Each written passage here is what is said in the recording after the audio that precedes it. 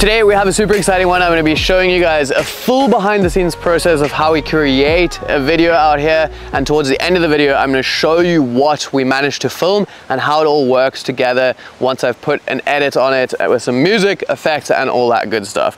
This one's going to be super raw and uncut. I'm not going to do any crazy editing for the behind the scenes of this because I feel it's the most effective way for you guys to learn, which is you almost just like sitting here watching and creating with us. We're going to be filming on the Hohem MT2. This gimbal is really cool. I've made a video about it before. It's really unique because it's tiny, but you can fly things like mirrorless cameras or big setups. I'm on the A7S III with a Sony 20mm f1.8, and you can also put things like smartphones on here. Super versatile gimbal, and I'm going to show you how we're going to take advantage of this gimbal to create some really unique and weird like shots of different things to flow into our transitions. So we're going to get started with our first shot. For shot one, we're going to do a nice pullback coming through this little like tunnel created by this branch going across, and it's going to be a really nice way to introduce our scene. It's going to be a lot of information for the viewer to take in on the first shot, having our subject, showing who they are and showing where they are. It's going to be a really nice establishing shot. I'm going to stay somewhat low because I want this like foreground stuff coming into my frame and rushing past, but I'm going to be looking slightly up at Ellie as well. Okay, and let's go. Okay, and just staying really stable as much as I can. Looking super cool, everything getting revealed into our shot. By putting the Hohem MT2 into POV mode, it's gonna give me the ability for the gimbal to follow exactly what I want it to do. And the shot idea for this, a little bit weird and a little crazy, and I think it's gonna be pretty difficult to coordinate. I wanna start a shot under the camera like this, and as Ellie lifts the camera to her face to take a photo, I'm gonna do like an orbit shot like this to above it and then wrap it back down. And to make it even trickier, when I am above it like this, Ellie's gonna load the top, and I think with a speed ramp effect, this is gonna give like a really unique, weird perspective. I don't think it's gonna take us too many tries. Ready? Yeah. Let me just make sure the focus locks on the camera and go. Okay. Super tricky shot, and honestly it took a lot of tries, but we got one that really worked super nicely. And I think one of the coolest things is as we're rotating around this way, you're getting all these crazy like sun flares shining right into the lens.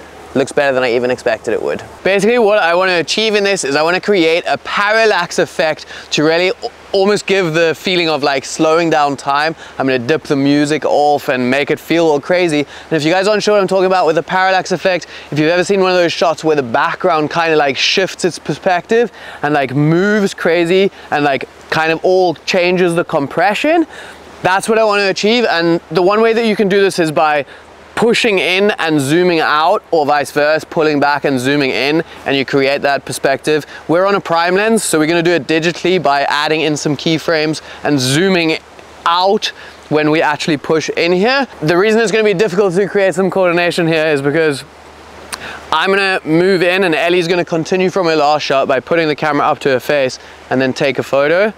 But as I come, then time's all going to slow down. She's going to take the photo, and then to transition into our next shot, as Ellie lowers the camera, I'm going to coordinate and go down with her. And all I need to do for my parallax to work is do my best to keep super nice and stable and come towards Ellie with her in the center of the frame. So up to this, click, and down.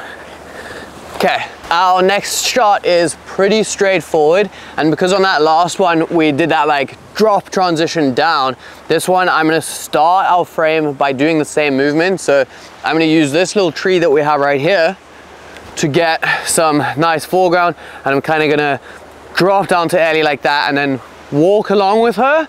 And I need to transition out of this shot as well, because like I said, these shots are packed full of transitions. Super important, and I'm going to show you guys now, when you're filming side tracking shots like this, it's important not to walk like this when you guys are on gimbals. I see loads of people doing that, or something like this, but what you actually need to do is like get your body facing and walking normally, and you can keep your gimbal facing in a different direction. So if I was to walk like this, my shot is going to be much smoother than if I'm like doing something like this. Okay, ready, and go.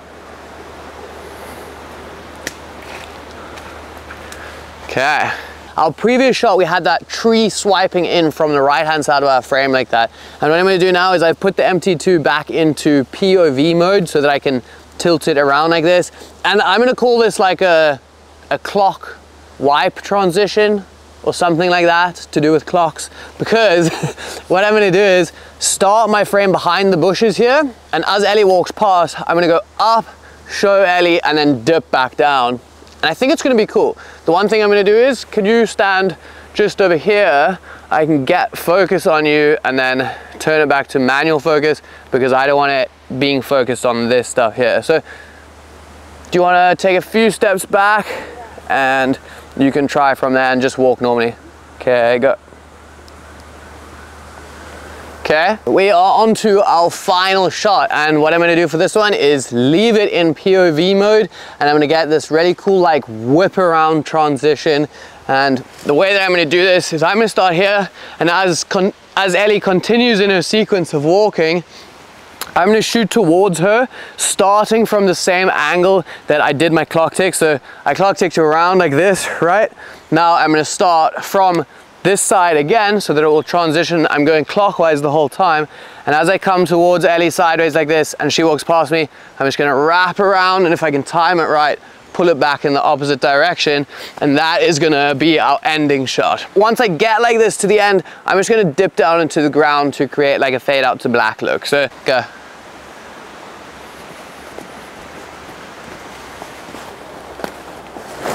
Okay, although I did fall into the bush this time, it actually worked better with our transition because I like dipped it down into the tree. So that is going to be it for all of the shots that we need today. It was really nice and easy to shoot on the Hohem MT2. If you guys want to check it out, you can find much more about it in the description below as usual. But let's take a look at how all these shots actually work with one another when we edit it with some cool speed ramps, music, and other little effects to see how our transitions actually come together in an edit. So let's watch that.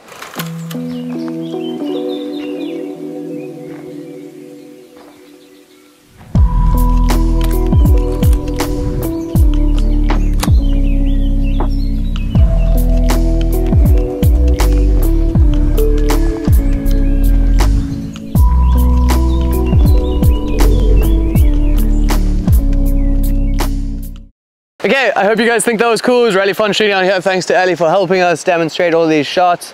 If you guys want to find out more about the MT2, check it out in the top of the description. Other than that, have fun. Bye.